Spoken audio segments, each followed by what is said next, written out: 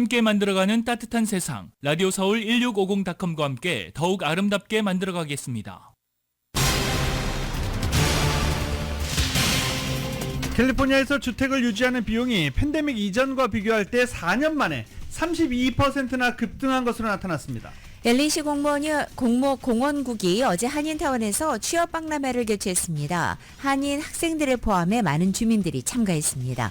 여름용 가솔린이 공급되기 시작하면서 전국에서 가솔린 가격이 하락하고 있습니다.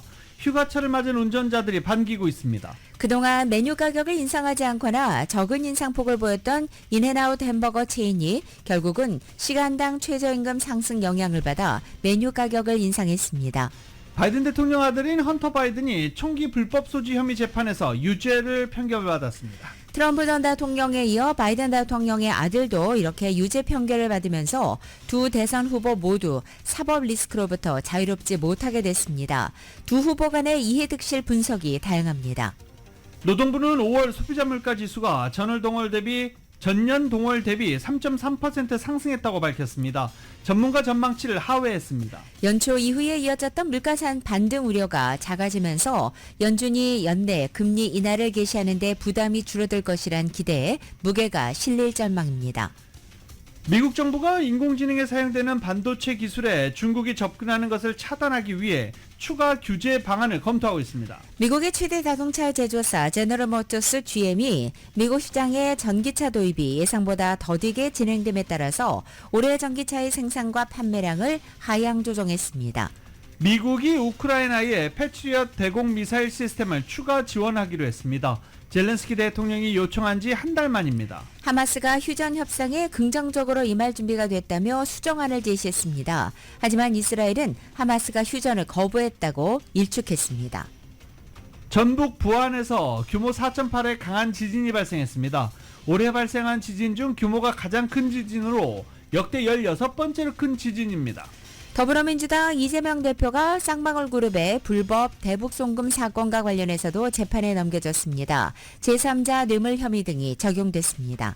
LA 다저스가 텍사스와의 경기에서 6회에만 홈런 4방 7득점을 뽑아내면서 15대2 대승을 거뒀습니다. 보스턴과 댈러스 간의 NBA 파이널 3차전이 2연패를 당하고 있는 댈러스 홈구장에서 펼쳐집니다.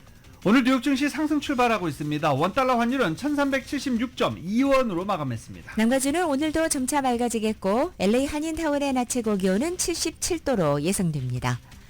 이 시간 주요 뉴스는 하늘 위 호텔 세계 최대 항공기 아시아나항공 A380에서 차별화된 서비스를 만나보세요.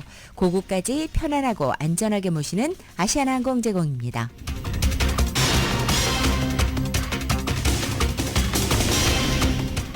여러분 안녕하십니까? 김윤정입니다. 안녕하십니까? 유지승입니다. 2024년 6월 12일 수요일 라디오 서울 모닝 뉴스 2부입니다. 트럼프 전 대통령이 유죄 판결을 받았습니다. 그리고 어제 바이든 대통령의 아들 헌터 바이든이 유죄 판결을 받았습니다.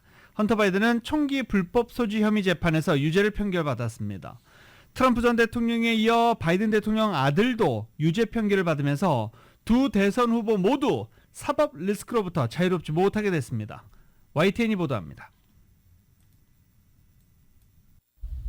7일째 재판 만에 배심원단의 유죄를 판결받은 헌터 바이든이 영부인 질 바이든 여사와 함께 법원 건물을 나섭니다. 배심원단은 2018년 권총을 구입할 당시 마약 중독 상태가 아니었다는 헌터 바이든 주장이 거짓말이라고 판단했습니다. 마약 딜러에게 보낸 문자 메시지 등 증거를 제시한 검찰 측 주장이 더 설득력 있다고 본 겁니다. 헌터 바이든의 자서전도 스스로 발목을 잡는 데 한몫했습니다. By now, I possessed a new superpower. The ability to find crack in any town at any time, no matter how unfamiliar the terrain. 미국에서 처음인 현직 대통령 아들에 대한 유죄 판결을 끌어낸 검찰은 결과를 반겼습니다. No one in this country is above the law. Everyone must be accountable for their actions, even this defendant. 형량 선고는 대선을 한 달 앞둔 10월 초에 이뤄질 전망입니다. 미국 언론은 최대 25년 징역형이 가능한 혐의지만 폭력적 상황에 연루되지 않은 초범이어서 심각한 수준의 징역형 가능성은 낮은 것으로 보고 있습니다. 앞서 아들 사건의 사명권을 행사하지 않겠다고 약속한 바이든 대통령은 재판 결과를 받아들인다고 밝혔습니다. 다만 예정됐던 총기 규제를 주제로 한 연설에서 아들 재판은 일절 언급하지 않았습니다. My predecessor told the NRA convention recently he's proud that, quote, I did nothing on guns when I was president. 트럼프 전 대통령은 성명을 내고 이번 평결이 더 큰 범죄를 감추기 위한 시선 분산용이라고 깎아내렸습니다. 헌터 바이든의 또 다른 사건인 탈세 혐의 재판이 오는 9월에 시작될 예정이어서 트럼프가 권력형 가족 비리로 지목하고 있는 부당 해외소득 의혹이 다시 도마에 오를 전망입니다. 워싱턴에서 YTN 권윤기입니다.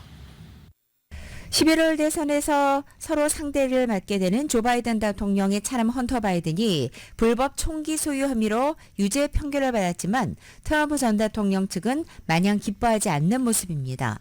뉴욕타임즈는 어제 트럼프와 다른 공화당원들은 이 기회를 즐기는 것처럼 보이지 않는다. 유죄 판결에 대한 초기 반응은 마치 쪼그라든 풍선과 비슷했다라고 전했습니다. 최근 성추문 입막음 돈 의혹 사건으로 유죄 판결을 받은 트럼프 전 대통령을 유죄 중범죄자로 규정하고 차별을 하려던 바이든 대통령의 이 선거 전략도 역시 타격을 받게 됐다는 평가가 나오고 있지만 트럼프 측은 의외로 떨떠름한 반응을 보인 것입니다. 뉴욕타임즈는 헌터 바이든이 만일 무죄를 받았다면 미국의 사법 시스템이 현직 대통령인 바이든에게 유리하고 또 트럼프에게는 불리하도록 기울어졌다는 또 다른 증거라고 목소리를 높이는 동시에 이것을 특히 대선 자금 모금에도 활용할 수 있을 거였지만 유죄 판결로 이런 기회가 차단된 데 따른 불편함이 묻어나고 있다고 지적했습니다. 또 트럼프 캠프 인사를 포함해서 저명한 공화당 의원들은 헌터 바이든의 유죄 판결로 바이든 대통령을 둘러싼 각종 의혹과 사법 시스템이 매우 이중적이라는 자신들의 주장을 향한 대중적 관심이 식견됐다고 불평하면서 이번 판결의 의미를 즉각 축소하기도 했습니다. 바이든 대통령이 트럼프 전 대통령이 재임 중 총기 규제 관련해 아무 일도 하지 않았다며 무정책을 비판하고 공격용 소총 판매 금지 추진 방침 등을 재확인했습니다. 그런데 이 연설 직전에 헌터 바이든이 총기 불법 소유 혐의로 유죄 판결을 받으면서 총기 규제 강화 대선 공약 의미가 퇴색됐습니다.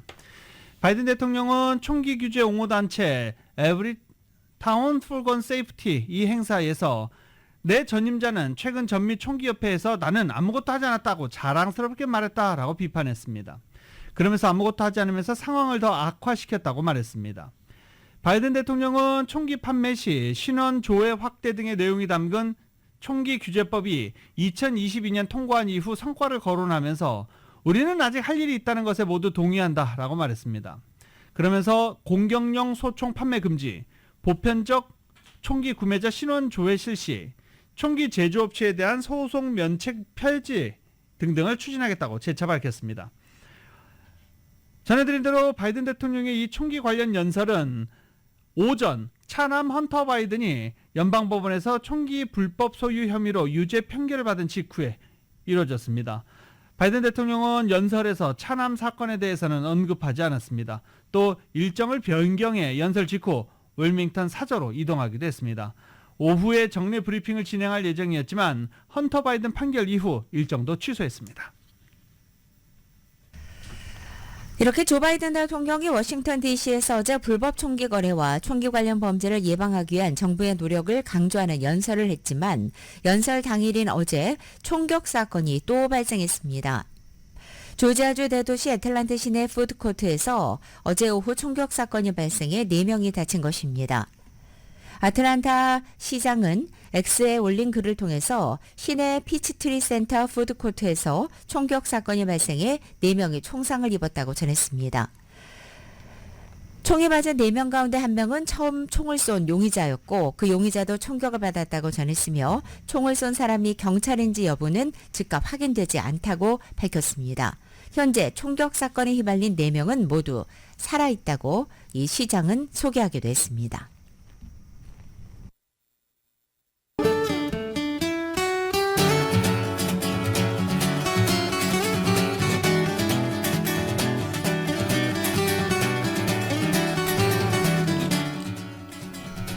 (6월 12일) 수요일 남가주의 날씨입니다. 수요일은 오늘도 남가주 지역은 아침 저녁으로는 흐리고 낮 동안에는 해가 나는 날씨 이어집니다. 목요일은 내일 역시 아침 한때 흐리지만 점차 맑아지겠고 낮 기온 오늘과 비슷하게 유지되겠습니다. 한편 이번 주 주말인 토요일과 일요일 이틀 동안의 낮 기온은 예년 기온을 약간 웃돌겠습니다. LA 다운타운은 80도에 육박하고 밸리와 일랜드 엠파이어 지역은 90도를 약간 넘어서면서 반짝 더위 찾아오겠습니다. LA 한인타운의 오늘 낮 최고 기온 77도, 밤 최저 기온은 58도, 오렌지 카운티 지역은 80도, 62도, 밸리와 일랜드 엠파이어 지역은 87도, 57도, 해안 지역은 69도, 58도 예상됩니다. 한국 오늘도 역시 맑고 덥습니다. 서울의 오늘 아침 최저 기온이 64도, 낮 최고 기온 91도까지 오르겠습니다.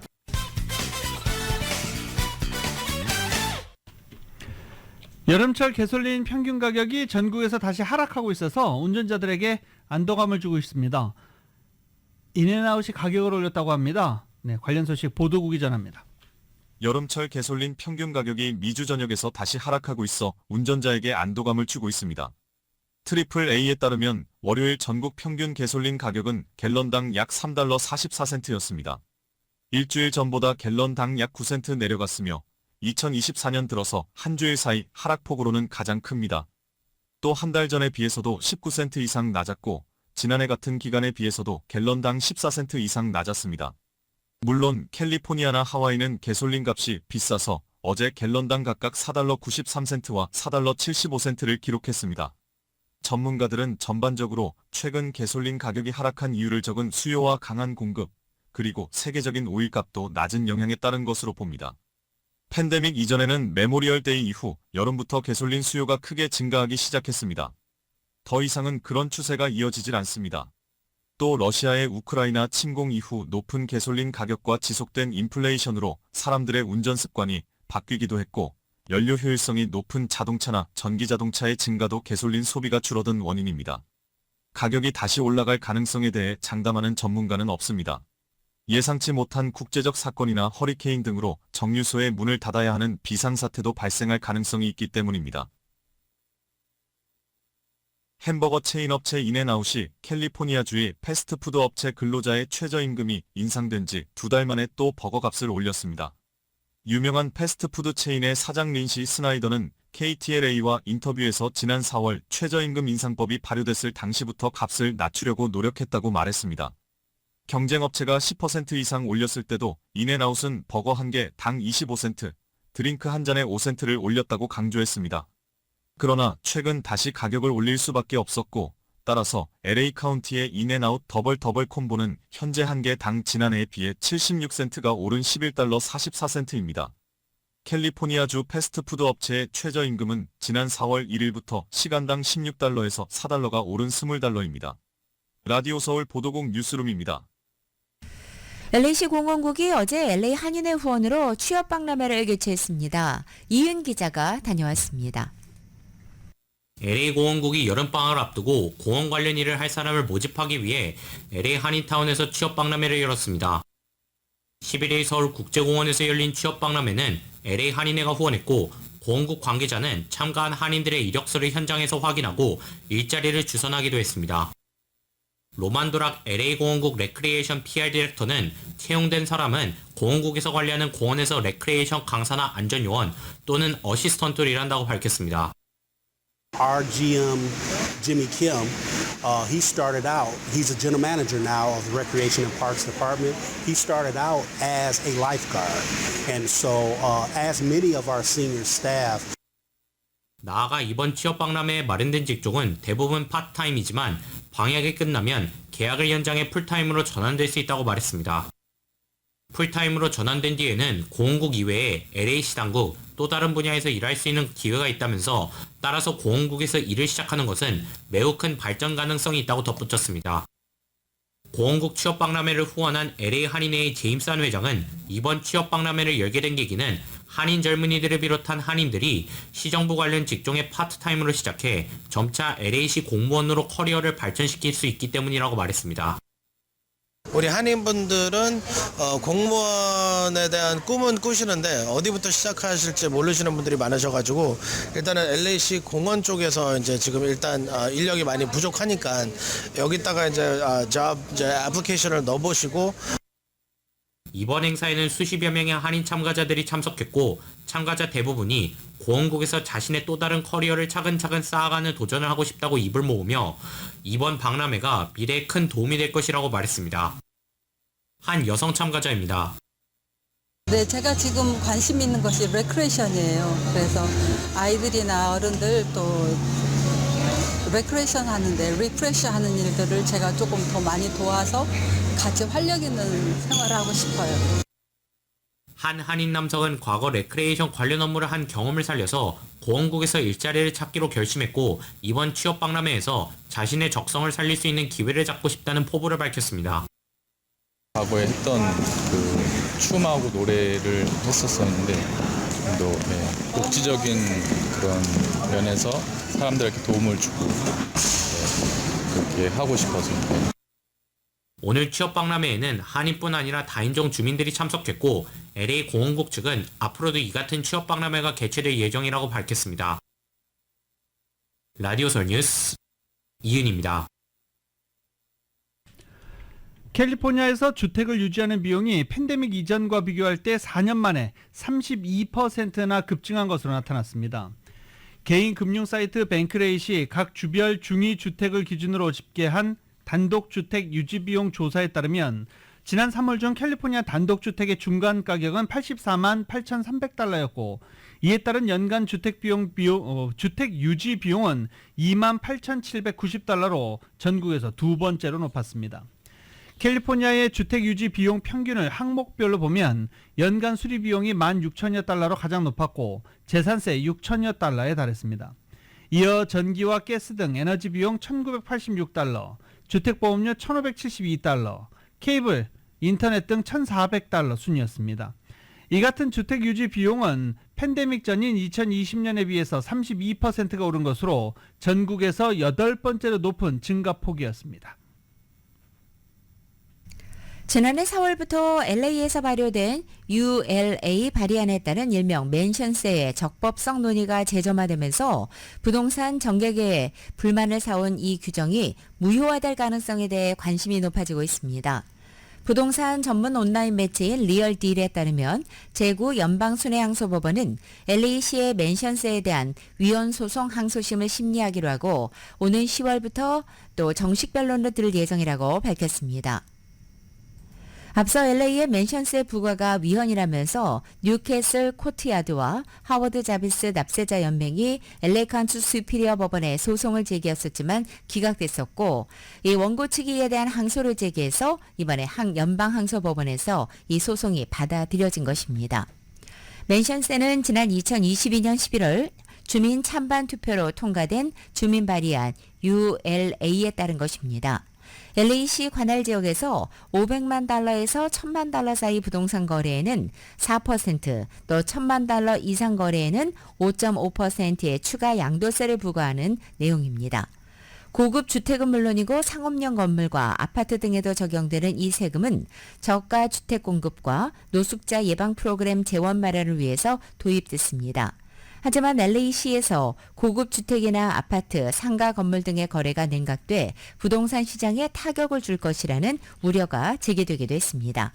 또 일부 단체들은 맨션세가 부동산 공급 부족을 불러오면서 전체 시장에 찬물을 끼얹고 있다고 주장하며 폐지를 촉구하고도 있습니다. 항공여행 성수기 여름방학 시즌을 맞아 한국을 찾는 한인들이 늘어나고 있는 가운데 인천국제공항을 통해 미국으로 출국 수속을 하는데 키오스크 등 무인 시스템 때문에 불편을 겪는 사람들이 적지 않은 것으로 알려졌습니다. 현재 인천공항에는 최근 몇 년 새 셀프 체크인, 키오스크, 셀프 백드랍, 바이오 인증 등등 첨단 무인 기능이 도입돼 운영 중이고 공항 내부에는 2019년부터 본격 운영 중인 로봇 안내원 에어스타가 돌아다니면서 여행객의 안내를 돕는 등 첨단화를 걷고 있습니다. 이처럼 입출국 수속을 돕는 첨단 기능, 무인 시스템이 크게 확산되고 있지만 이런 기능들이 오류를 일으키거나 기계 조작에 익숙치 않을 경우 오히려 수속이 늦어지거나 복잡해지는 실정입니다.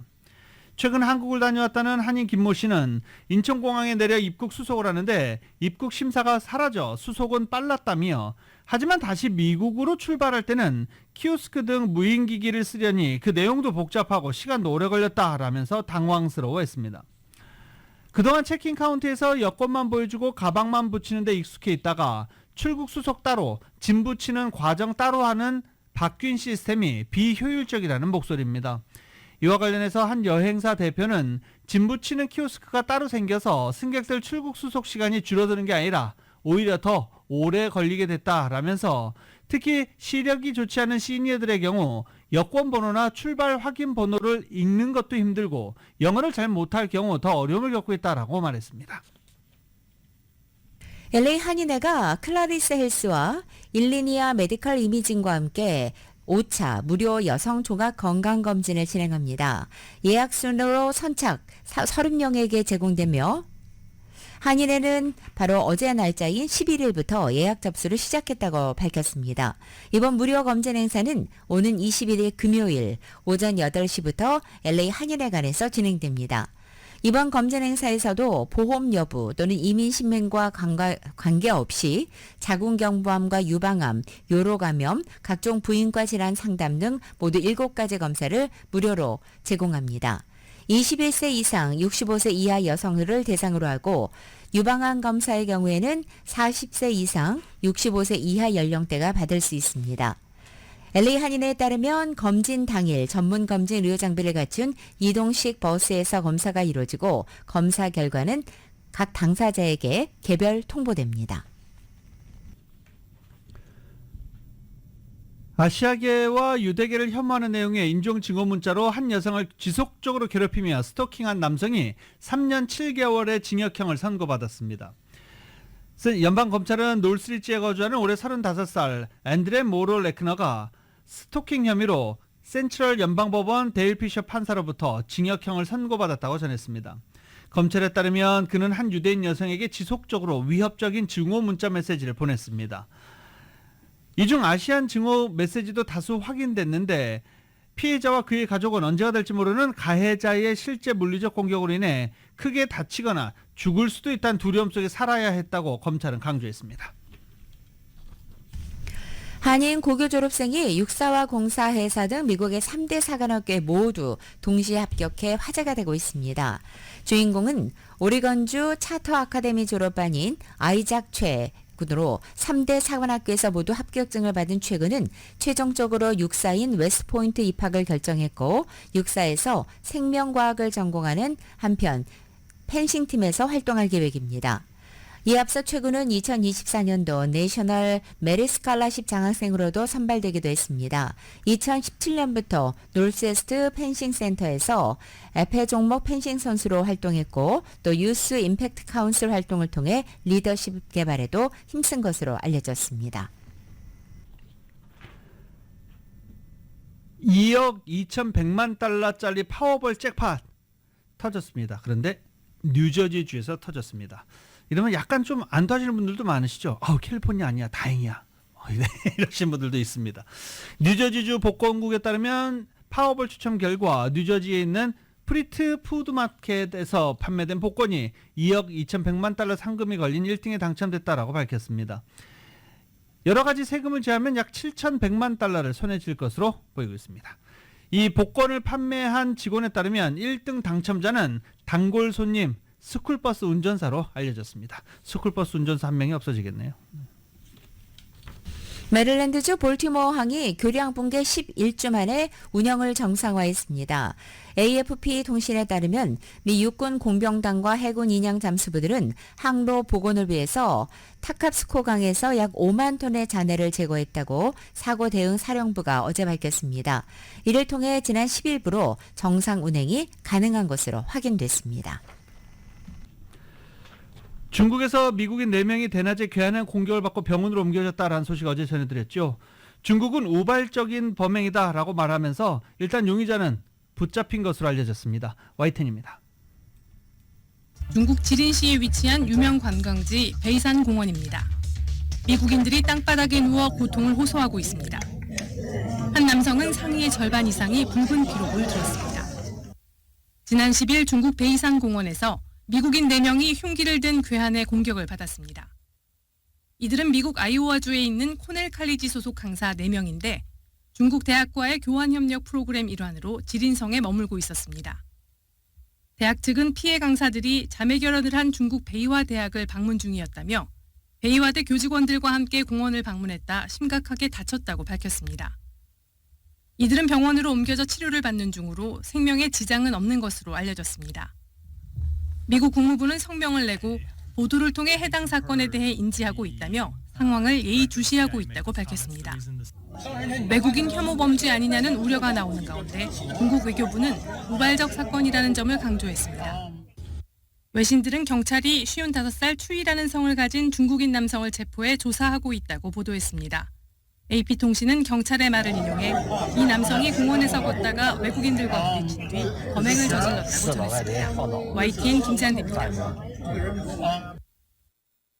우울 증상은 노년층의 기억력 저하를 초래할 수 있고 기억력 저하는 다시 우울 증상을 증가시켜서 기억력의 저하를 심화시키는 악순환으로 이어질 수 있다는 연구 결과가 나왔습니다. 영국의 유니버시티 칼리지 런던과 뉴욕 로체스터대 연구팀은 영국의 노년층 8,200여 명을 대상으로 16년 동안 우울 증상과 기억력의 관계를 조사해 이 같은 연관성을 확인했다고 밝혔습니다. 연구팀은 영국 전역의 50세 이상 8,286명을 대상으로 2002년부터 2019년까지 2년마다 우울증과 기억력 등의 다양한 조사를 한 영국 노화 종단 연구 데이터를 분석했습니다.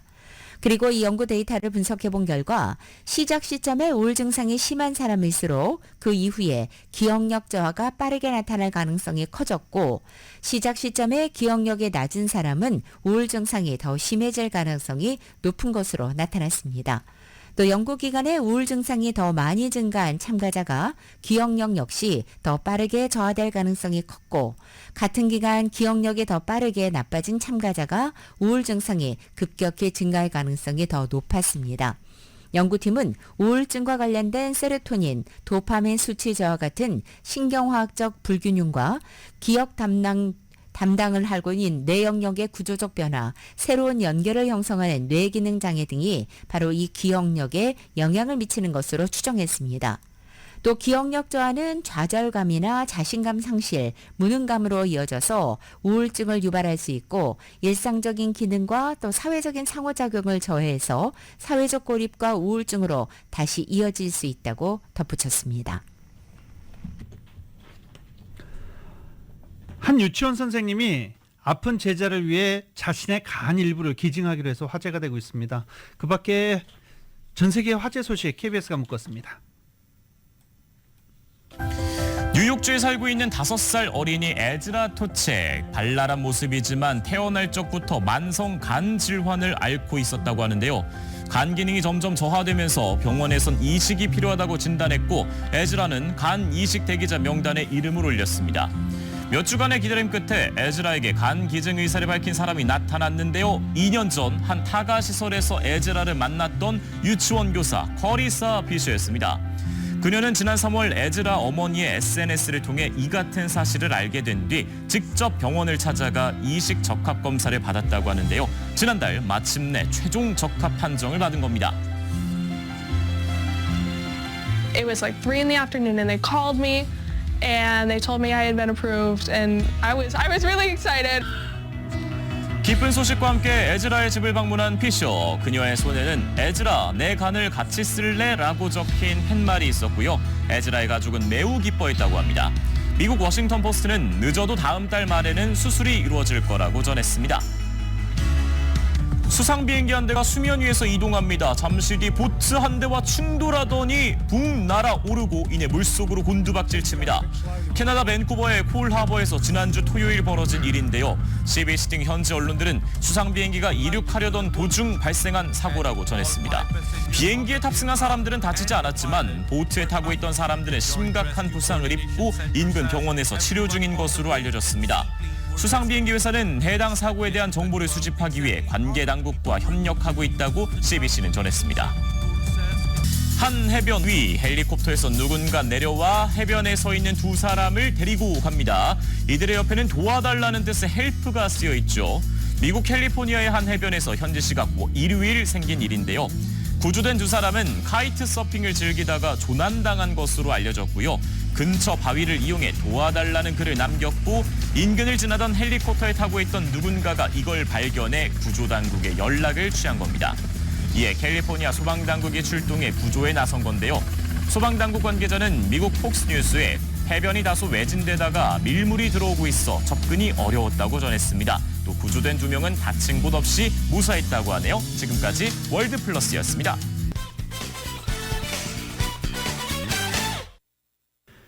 속보 하나 전해드리고 뉴스 이어가겠습니다. 이 NBA 레전드죠. 그리고 여러분 NBA 모자 로고 보면은 공을 드리블하면서 이렇게 샥 달려가는 그 모습이 있어요. 그 모습을 본딴 선수가 제리 웨스트입니다. 제리 웨스트가 방금 전 사망했다는 소식입니다. 향년 86세입니다. 좀 더 자세한 소식은 들어오고 정리가 되는 대로 소식 이어갈 수 있도록 전해드릴 수 있도록 하겠습니다. 다음 소식입니다. 소비자 물가 상승률이 전문가 예상을 밑돌면서 둔화한 것으로 나타났습니다. 연초 이후 이어졌던 물가 반등 우려가 줄면서 연방준비제도가 연내 금리 인하를 개시하는데 부담을 덜 거라는 기대에 무게가 실리고 있습니다. 노동부는 오늘 소비자 물가 지수가 전년 동월 대비 3.3% 상승했다고 밝혔습니다. 4월 상승률 3.4%에 대비해 둔화한 수치입니다. 전월과 비교해서는 물가 지수가 보합에 머물게 됐습니다. 에너지 가격이 전월 대비 2% 하락한 게 소비자 물가 상승률 둔화에 기여했습니다. 오늘 소비자 물가 발표는 방금 전 이뤄졌는데 오늘 연방공개시장위원회가 6월 통화정책회의 결과 발표를 하게 되는데 이를 몇 시간 앞두고 이뤄진 것입니다. 연준은 물가 상승률이 목표 수준인 2% 안정적으로 둔화되고 있음을 확신할 때까지 금리 인하를 서두르지 않겠다는 입장을 되풀이해 강조해 왔었습니다. 5월 소비자 물가 상승률이 둔화하면서 연준이 기존의 신중한 자세를 완화할 것이다. 이런 기대가 커지고 있는 상황입니다. 이 때문에 지금 오늘 뉴욕 증시는 상승하고 있는 중인데 상승폭이 상당히 큽니다. 미국 영세 기업들의 경기 비관론이 완화되면서 이들의 경기 낙관 수준을 조사한 지수가 지난달에 연중 최고치를 기록했습니다. 전미 자영업 연맹은 5월 소기업의 낙관 지수가 전월 대비 0.8%포인트가 올라간 90.5를 기록했다고 발표했습니다. 해당 지수는 지난 3월 2012년 12월 이후 최저 수준으로 내려간 뒤에 2개월 연속 상승했으며 지수를 구성하는 10개 항목 가운데 경기 개선 기대와 고용 확대 계획 등 5개 항목이 개선됐습니다. 다만 미국의 영세 기업들이 고물가, 고금리, 인건비 상승, 구인난 등으로 어려움을 겪고 있는 가운데 해당 지수는 50년 장기 평균치인 98을 29개월 연속 밑돌고 있습니다. 연맹 측이 발표한 불확실성 지수는 9%포인트가 상승한 85를 기록해 미국의 지난 대선이 있었던 2020년 11월 이후 가장 높았습니다. 또 사업상의 최대 문제로 인플레이션을 꼽은 응답자는 전월과 같은 22%, 자금 조달 문제를 꼽은 응답자는 6%가량으로 약 14년 만에 가장 많았습니다. 또 가격 인상을 계획하고 있다는 업체는 전월 대비 2%포인트가 올라 28%를 기록했습니다. 자영업 연맹 측은 영세 기업주들의 낙관 수준이 29개월 연속 역사적으로 낮았고 미래 사업 환경에 대한 평가는 50년 만에 최악의 수준이라고 평가했습니다. 경제학자들 절반 이상은 올해 연준이 기준금리를 1회 인하할 것으로 예상한다는 설문조사 결과가 나왔습니다. 파이낸셜 타임즈는 시카고 부스와 함께 5월 마지막 주에 경제학자를 대상으로 실시한 설문조사에서 응답자 39명 중 절반 이상인 21명이 올해 연준의 기준금리 인하 횟수를 한 번으로 예상한다고 답했습니다. 미국 정부가 인공지능 AI에 사용되는 반도체 기술에 중국이 접근하는 것을 차단하기 위해서 추가 규제 방안을 검토하고 있다고 블룸버그 통신이 보도했습니다. 중국 정부는 미국 측의 이 같은 움직임에 강하게 반발하면서 자국 권익을 결연히 수호할 것이라고 경고하기도 했습니다. 미국이 논의하고 있는 대상은 게이트 올 어라운드 GAA와 고대 역폭의 메모리 HBM 등의 최신 기술입니다. 소식통들은 미국 목표는 중국이 AI 모델을 구축하고 운영하는 데 필요한 정교한 컴퓨팅 시스템을 개발하는 것을 더 어렵게 만드는 한편 초기 단계의 기술이 상용화되기 전에 그 접근을 차단하는 것이라고 말했습니다. 미국은 중국이 최첨단 반도체 기술 등에 접근하는 것을 차단하기 위해서 각종 수출 통제 조치를 실시하고 있습니다.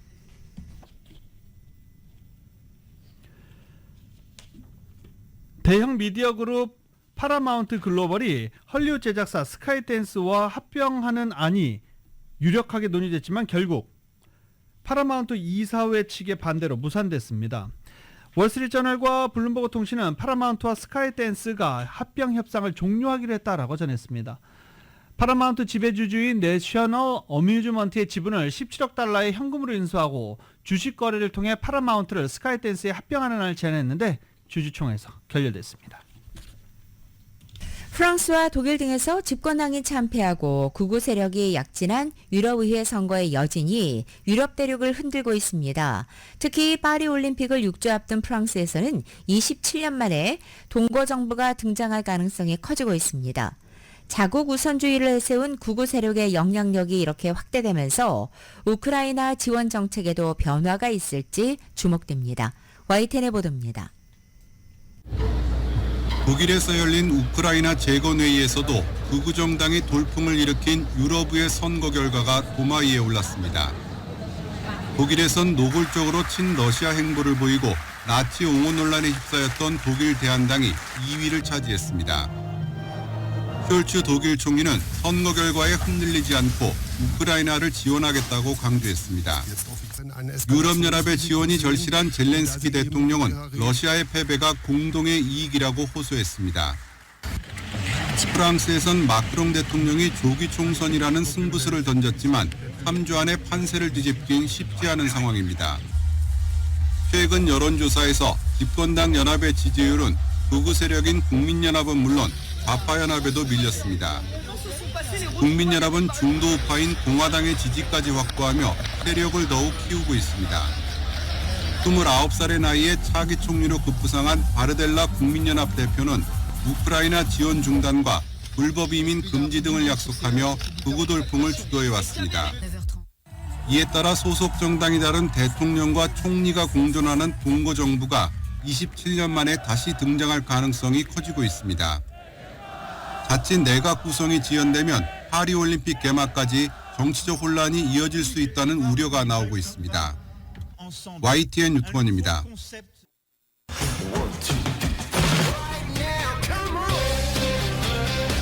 라디오 서울 모닝뉴스 스포츠 소식입니다. 스포츠 소식은 전문가가 추천하는 이민법과 가정법 전문 제인정 종합법률사무소 제공입니다. 자, 제리 웨스트가 별세했습니다.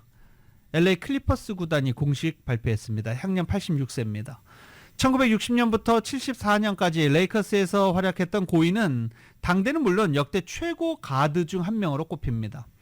NBA 역사상 세 번째로 25,000 득점에 도달했고 게임당 평균 27득점을 올렸습니다.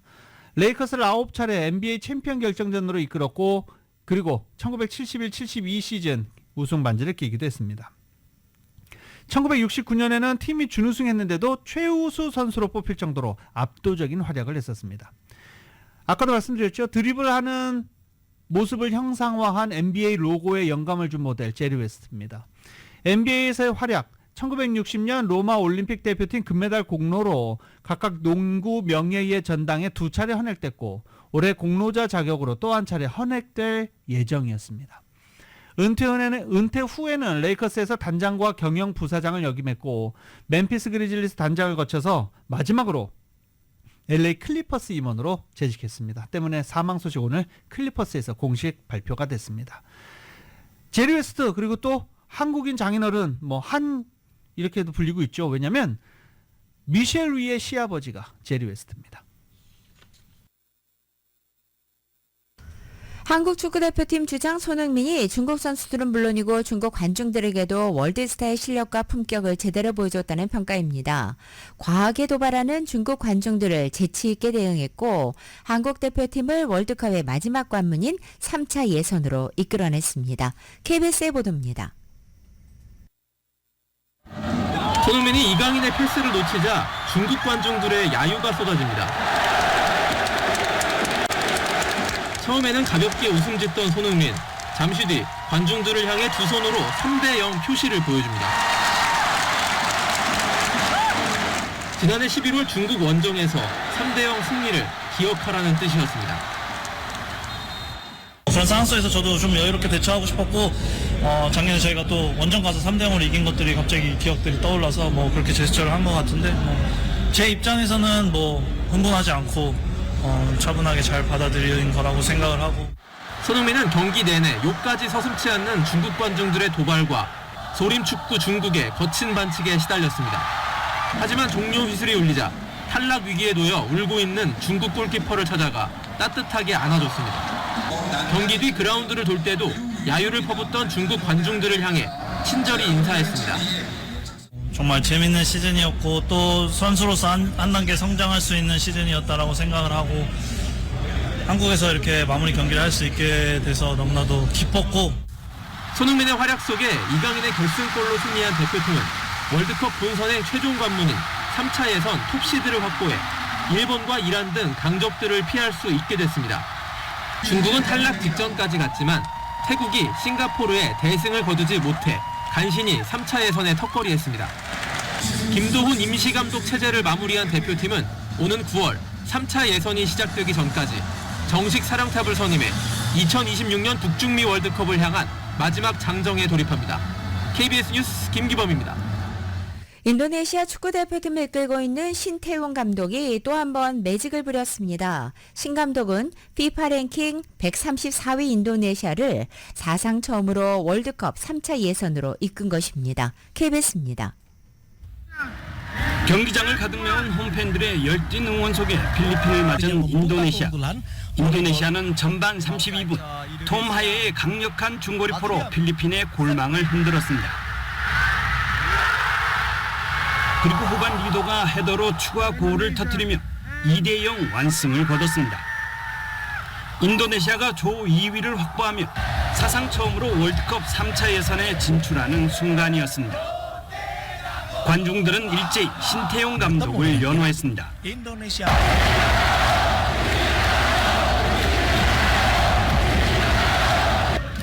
경기장 안팎에서 축제 분위기가 이어진 가운데 경기를 직관한 인도네시아 대통령도 축제에 동참했습니다. 대통령도 춤추게 한 신태용 감독은 또 한 번 기적의 아이콘으로 떠올랐습니다. 아시안컵 사상 첫 16강에 이어 23세 이하 팀은 기적 같은 4강 진출, 그리고 3차 예선 진출로 월드컵 본선행의 기적을 꿈꾸게 됐습니다. 우리 선수들이 경기장 안에서 자신감 있게 잘 해줘서 우리가 새로운 역사를 쓰지 않았나. 최악체지만 그래도 꿈은 포기하지 않는다고 생각하고 열심히 도전할 것입니다. B조의 북한도 마지막 경기에서 극적으로 3차 예선 진출에 성공했습니다. 북한은 미얀마를 4대1로 꺾고 조 2위를 확정했습니다. 북한이 3차 예선에 합류하면서 오는 27일 조 추첨 결과에 따라 남북 대결이 성사될 가능성도 생겼습니다.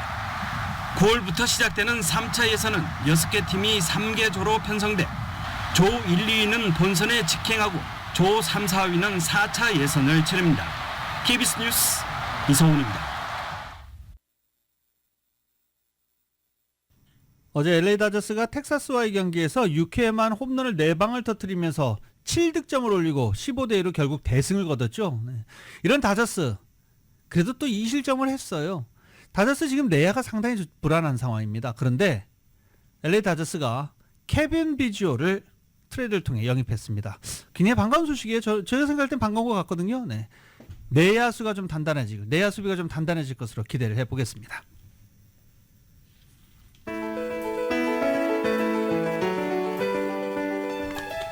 (2024년 6월 12일) 수요일에 전해드린 라디오솔 모닝뉴스 여기서 마치겠습니다. 지금까지 진행의 유지승, 김윤정이었습니다. 잠시 후 9시에는 강혜신의 오늘의 미국이 방송됩니다. 함께해 주신 여러분 고맙습니다.